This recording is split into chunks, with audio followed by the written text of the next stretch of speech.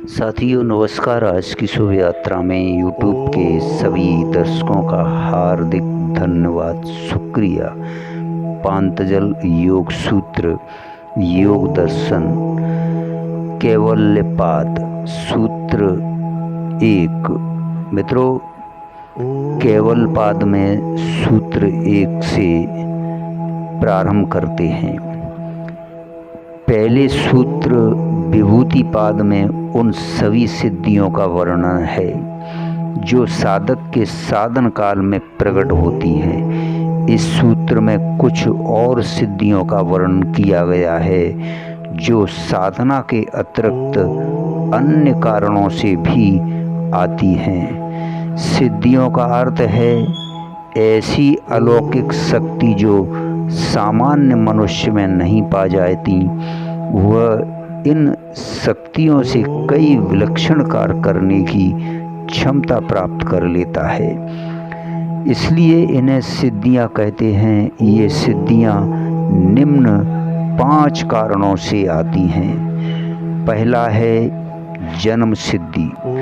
सामान्य व्यक्ति साधना करके सिद्धियां प्राप्त करने, किंतु जो साधक सवीर समाधि तक पहुंचकर निर्जीव समाधि उपलब्ध होने से पूर्व ही मृत्यु को प्राप्त हो जाता है, जिसमें वे पूर्व जन्म में प्राप्त सभी सिद्धियों से जन्म से ही संपन्न होते हैं, इसे भव प्रत्यय कहते हैं, जिसका वर्णन समाधिपाद के 19वें सूत्र में किया गया है। साथियों, इसी प्रकार अन्य योगियों की भी एक जन्म में की गई साधना व्यर्थ नहीं जाती। वह दूसरे जन्म में भी संस्कार रूप में विद्वान रहती हैं, जिससे वह जन्म से ही अलौकिक कार्य करने की क्षमता रखता है।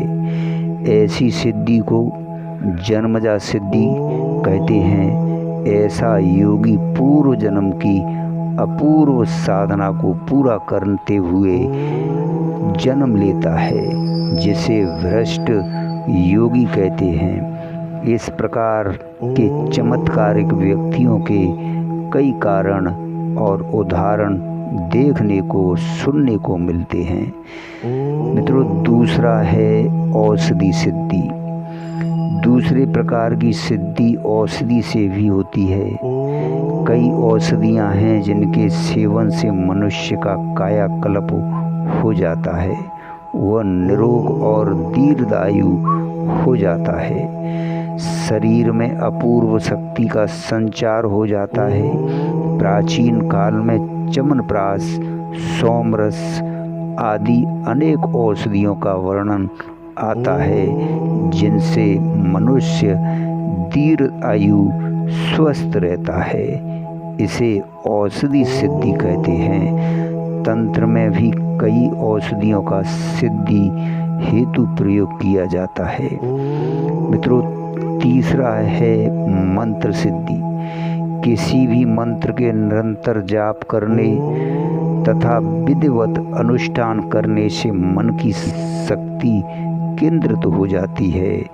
इस शक्ति के केंद्रीकरण से भी साधक में अनेक सिद्धियां आ जाती हैं, जैसे उसकी वाचा सिद्धि हो जाती है, किसी होने वाली घटना का पूरा अभ्यास हो जाता है, झाड़ फूंक करने, सर्प एवं बिच्छू आदि का विष उतारने, प्रेत बाधा दूर करने, अनिष्टकारी शक्तियों के प्रभाव को दूर करने, किसी के मन की बात को जान लेने आदि की भी सिद्धियां आ जाती हैं। तंत्र सिद्धि में मंत्रों का सर्वाधिक प्रयोग किया गया है। इस प्रकार की सिद्धि को मंत्रजा सिद्धि कहते हैं। मित्रों, चौथी सिद्धि है तप सिद्धि। तप सिद्धि में जब स्वधर्म साधना तथा स्वकर्तव्य के निष्ठापूर्वक पालन करने में जो कष्ट आते हैं, उन्हें सहर्ष स्वीकार करने से उसके शरीर के मलों का नाश हो जाता है। चित्त में निर्मलता आ जाती है, जिससे उसे अनेक सिद्धियां, अपूर्व साहस एवं आत्म बल प्राप्त हो जाता है। निजी स्वार्थ को छोड़ देने से उसे चारों ओर से सहायता उपलब्ध होने लगती हैं। उसके शरीर और वाणी में प्रभावकारी शक्तियां उत्पन्न हो जाती हैं, जिससे वह विलक्षण कार्य कर सकता है। इसे तपजा सिद्धि कहते हैं।